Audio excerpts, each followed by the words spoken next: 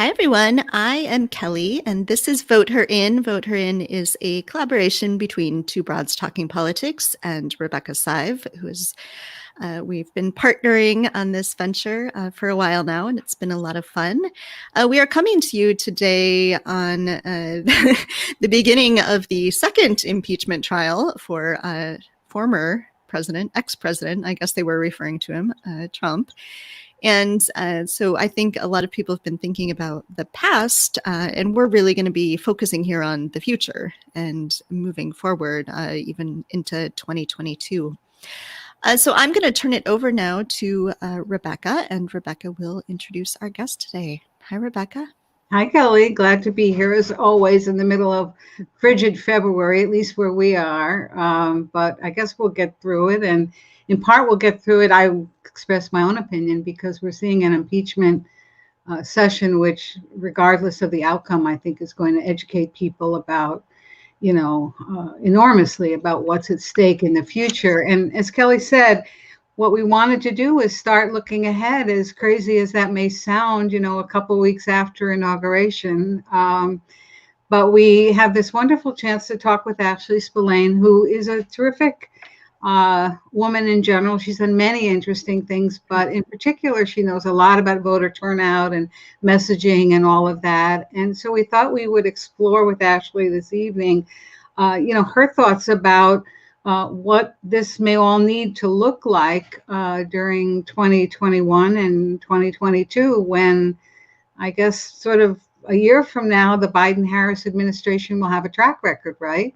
Mm-hmm. And some people will be happy, others maybe not so much. Women will be running for office and will want to understand what the strategies are.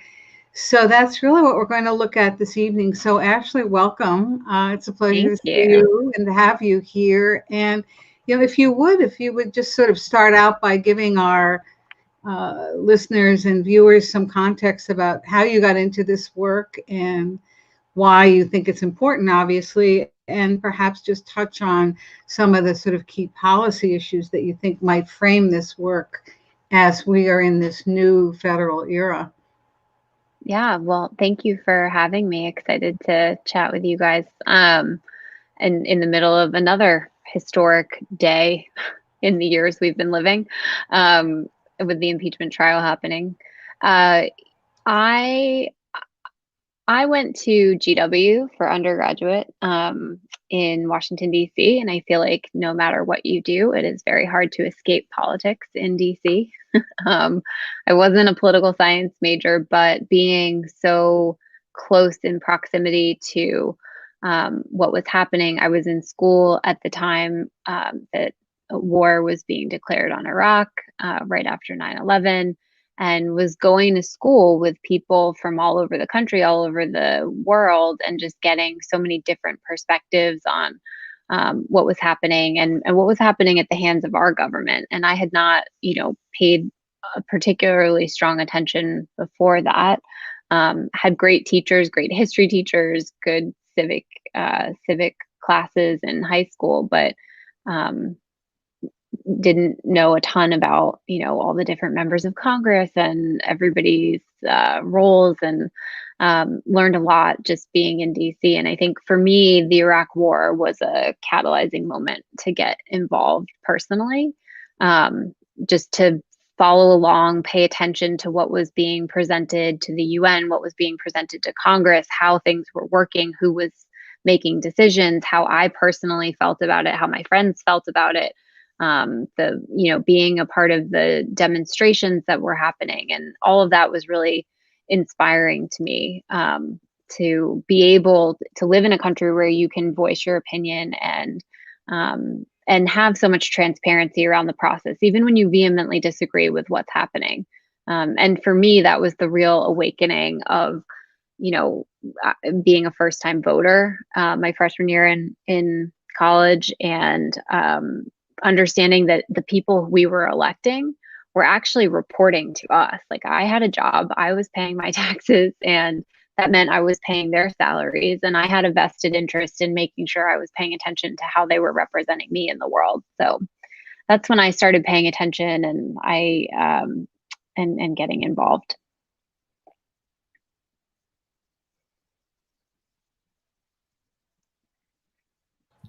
tell us how you then moved into this whole arena of uh, voter turnout, voter mobilization, rock the vote, other things like that that you began to do.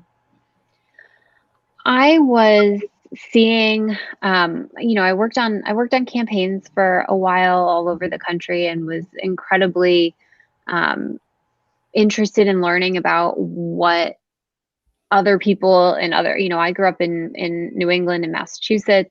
I moved to Iowa when I was 20, and that was a very different way of living, because I wasn't just in another city in Iowa. I was in a pretty rural part of the state, and it was really amazing to understand how diverse this country really is and get to see that up close and learn, from people who were really struggling with very different things than people in my family. And then some things that were all sort of common threads. And through doing that, I learned from my own social circles, especially the ones that weren't related to GW, that people my age weren't really paying attention. They weren't really that involved, and they didn't really care. And it didn't seem like they understood that it impacted their lives at all. And that made me um, really interested in figuring out how to change that. I tell this story. I feel like he's getting really sick of it all the time. But my younger brother, he's a year younger than me, and for the first couple of campaigns I worked on, um, I was doing voter contact, trying to get people out to vote. But 24 hours a day, you work on a campaign. It's like all you eat, sleep, think, everything you do, you dream about making sure people go out to vote. And it just never occurred to me to start with my brother. Like he did not vote for the first many campaigns that I worked on until I realized that he wasn't voting, and then we could, start engaging him. So I think, I think the most beautiful lesson of the last 4 years is that there was a sort of awakening to this fact that, like, we really do have some power and some say in this process, and we have to talk about that with people, and we have to share those ideas, and if we're passionate about it, we have to make our case to people around us that are closest to us, that you might not, that you might overlook, or you might prioritize, making phone calls into a state like Iowa or Michigan or Wisconsin. But if you're from New York, you should be having conversations with people in New York too.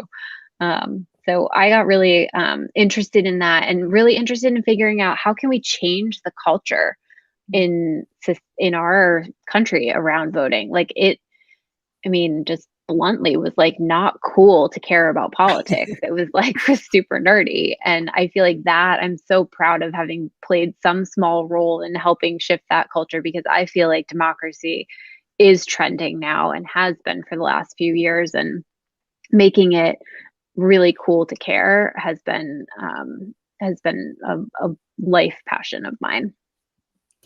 So let's talk some about women. We, of course, at Vote Her In think a lot about women voters, women electeds.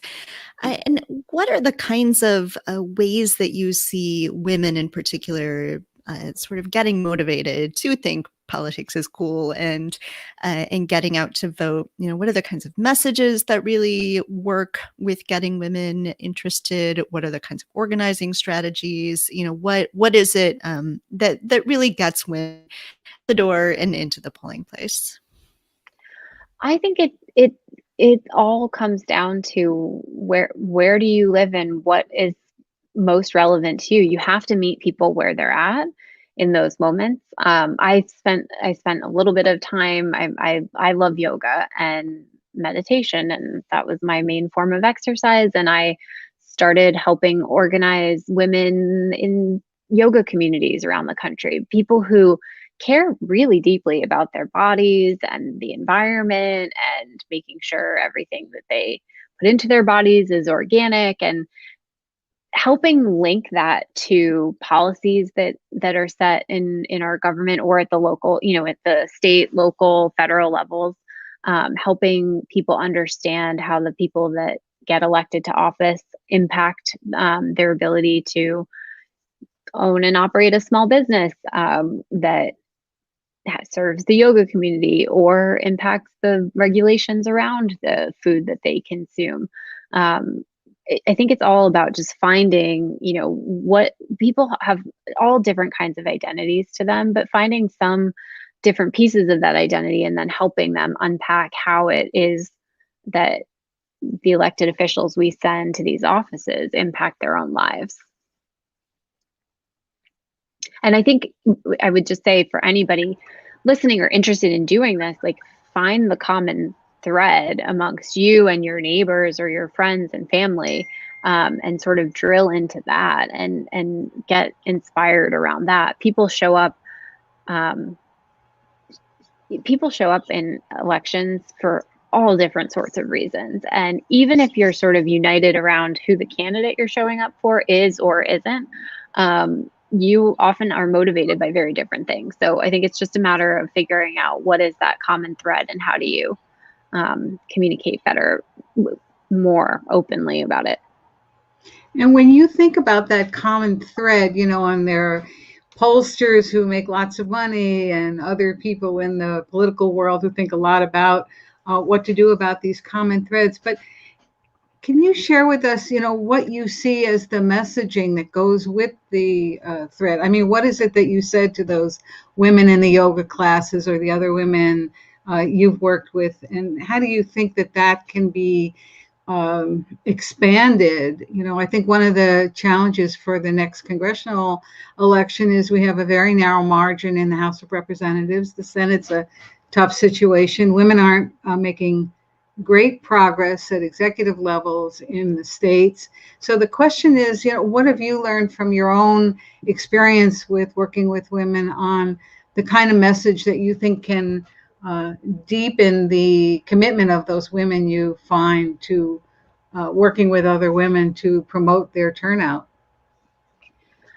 I think when people talk about this, especially amongst sort of political operatives, and I think some of the criticism of polling that I think is a little bit unfair is people are looking for like a slogan that they can give to people to like hook them. And that's not what this is. I mean, this is, much deeper engagement. And that's why, some of the grassroots organizing that we saw across the country over the last 4 years, this like real deep interest in having real conversations, going door to door, meeting your neighbors in person.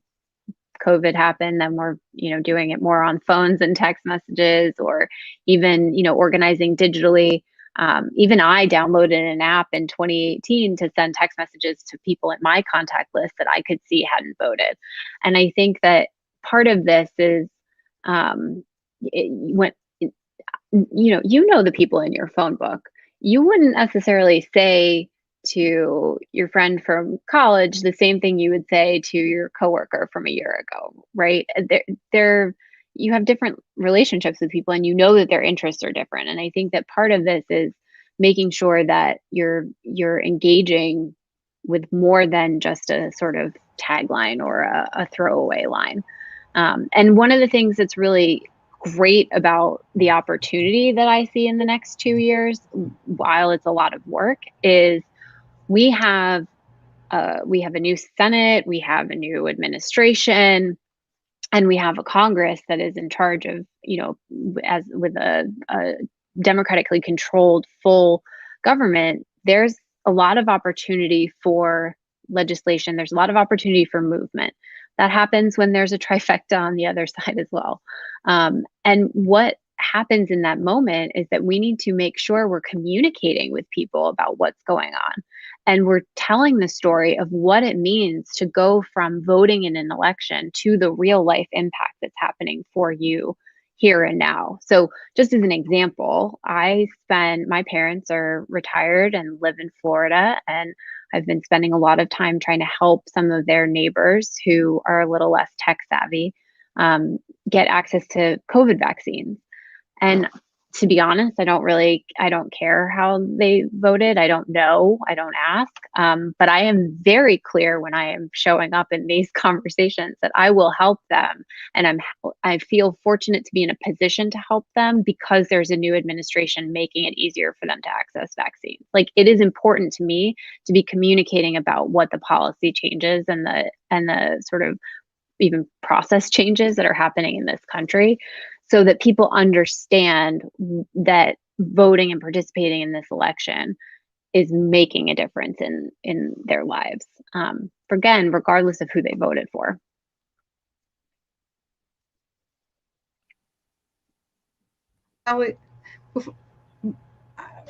Follow up on just one piece of that, just to press a little bit. I mean, it's one thing to kind of educate voters and help them get what they need. It's another thing to, get them out, right?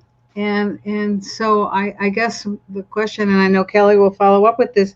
The question is, did you see anything in the 2020 presidential that led you to believe that there was a common message that would mobilize women voters that we can expand upon as we're looking ahead and as we're trying to, for instance, increase the margins in the House and the Senate? I mean, the one thing I think is that with all of the individual members in Congress, it is important to at least make sure that people understand what they have done and what their work is, and that it cannot be showing up right before the election. We have been treating young voters, people of color, women voters, as in a sort of transactional way in elections for a really long time. And that did change. There were consistent levels of engagement from 2017 through 2020 that we need to keep going and keep that communication up so that people are still paying attention, understand that their vote did make a difference, and are seeing, who is doing what for them in these offices. And I think part of what you saw, is in some of these elections was, I think, a failure to communicate the benefits that people had delivered. I think when people were losing, they just weren't making as strong of a case of what they had shown up with over the last 2 years. And it's not an easy thing to do. It's very hard, especially in a presidential year, to break through that noise. But it also is more difficult when you wait until the end to do it, which is why I think the early engagement's really important. Is that how you would explain the difference between a Georgia result and a Florida result, for instance? I've heard this from some people in politics, that Florida, because it's always the sort of big prize, that it's the thing that you just show up to every 2 years, every 4 years, and that there isn't that ongoing engagement. And I think, what some people have argued the difference is in Georgia with what Stacey Abrams did is that she was nobody was getting in her way because nobody was paying attention to Georgia, and she could build that sort of ongoing engagement. I mean, do you see other examples of that around the country where that is happening, where we're seeing that sort of building engagement, or is this sort of a thing that is happening everywhere at all levels more than it has?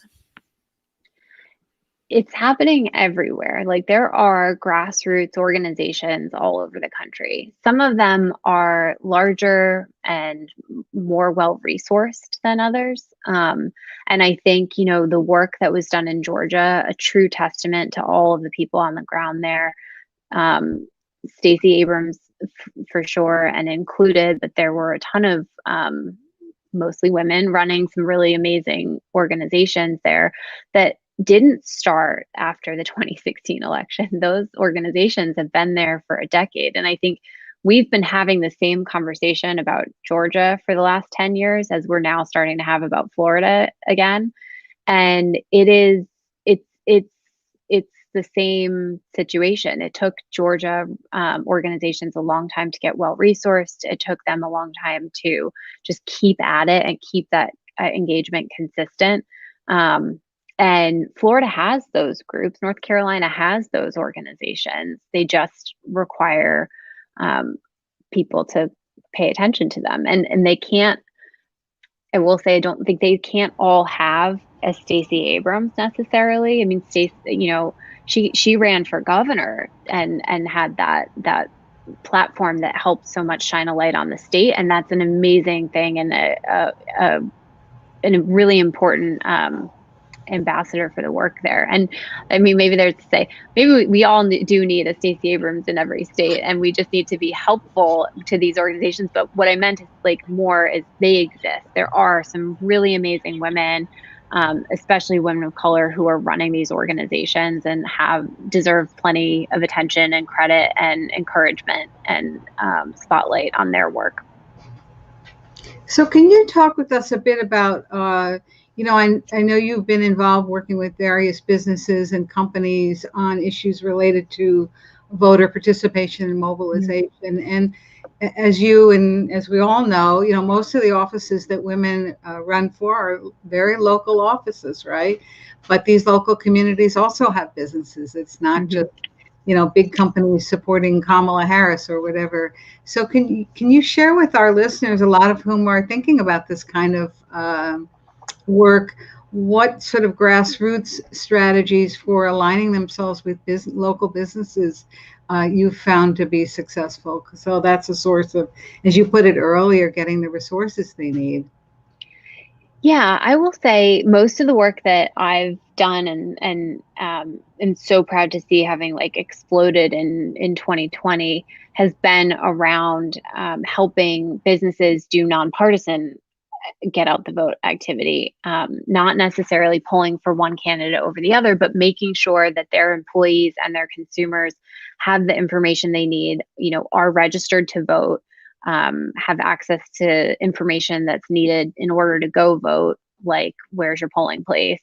And also sometimes helping the companies think through whether there should be a candidate for them. And that's a perfect place to try to get in as a local candidate into a company, is to offer to come and have a discussion with the person that you're challenging, and let people make up their own mind and have a really robust discussion. And also, it's a really good opportunity for the candidates to hear back from people in the community who have a stake in an interest in the work that the candidate's doing, to get some feedback there. And I think, I will just say, businesses in 2020 showed up in such an enormous way to help save our democracy. And I don't mean that from a partisan perspective. I mean that from like identifying problems such as making sure that voters had access to early vote information so that they could feel safe and secure about either showing up at a polling place that maybe had a shorter line, or that they were able to get an absentee ballot to vote by mail. In a country where the rules for that vary across all 50 states, where you have to put the envelopes in the right way, in the right order, and sign the right stuff and send it back, it's actually really tricky to navigate. And companies stepped up in such a big way to help make sure that people had access to that information, that they were encouraging people. You had Levi's and Patagonia and MTV helping people navigate voting early. You had Uber Eats identifying that with all these long lines at polling places, people were going to get hungry and they should be sending pizza to the polls out there to make sure that people were fed and stayed in line. Comedy Central and a bunch of other companies played a really pivotal role in helping solve Snapchat as well, helping solve the poll worker crisis shortage that we were facing, launching an initiative called Power the Polls that recruited 700,000 poll workers this cycle. I think the businesses showed up to make sure that our election system could function this time around, and that voters were equipped with the information they needed, and let the voters make their own decision. And I think that was actually incredibly huge. And anybody thinking about running for office should be making sure that there are those kinds of programs in their community and in their state, because they played such a pivotal role in increasing voter participation, which I think we all want to see.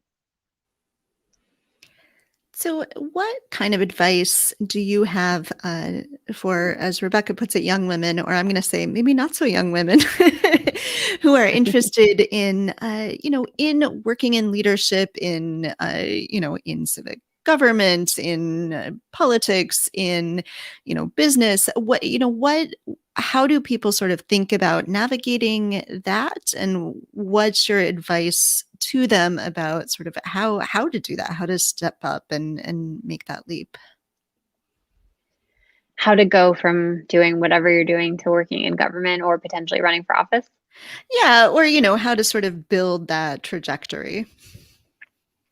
I will say, so I run a consulting firm based out of Washington, D.C. We're a team of 10 people. I have put such a huge priority on hiring people that don't didn't work in politics for their whole lives. Not because, I mean, I think that's also incredibly important, and there's expertise that you develop in that. But I'm so proud of the people on my team who raised their hand and said, I'm really passionate about politics right now. One person on the team is a hairstylist. We have some undergraduates who left school who wanted to pitch in this cycle.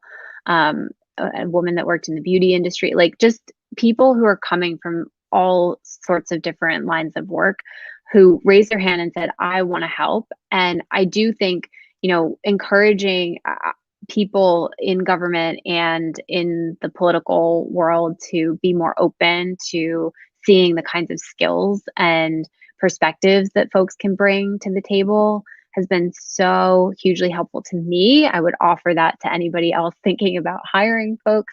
And I would also just say to people looking to make that jump, make your case. I mean, you have skills from whatever you have been doing, whether that is managing a household or working at a different job or going to school, that you can transfer into either working in government, running for office, or working for a political organization. And I think it's just a matter of making the case that you are both passionate about it and you have some transferable skills. And I am the most happy about the amazing women that we got to work with this past election who raised their hand and said, I just want to do something to help and I want to get more involved. And I didn't know about this when I was younger. I didn't know that this was an option for something you could do and get paid for.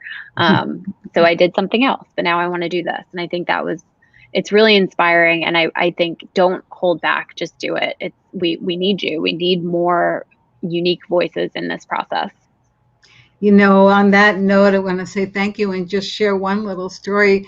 A few years ago for my book, Every Day is Election Day, I interviewed Debbie Stabenow from, the senior senator from Michigan. And when I was trying to figure out how to title the chapter in which I discussed, her advice to women about how to run, she had said to me, just dive in. Right. And that's what you're saying, right? And she told a story about how she was interested in politics, but she was really setting out to be a social worker. And then she realized, I can do this too, right? It's not just the guys out there who are political science majors, right? So, well, listen, Ashley. The men will never halt from diving in. The men will always. Well, that's another thing. There are lots of stories about the women who feel like they have to get PhDs in education before they run for the school board, right? And the guys who say, I want to be school board president, no problem, right? Yeah. My friends often say, have the confidence of a mediocre white man. Yep. And on that note, we want to thank you. And no one here is mediocre, so please go off, do your thing, follow this great advice, and take care, everybody. Yeah. Thank you. You're welcome.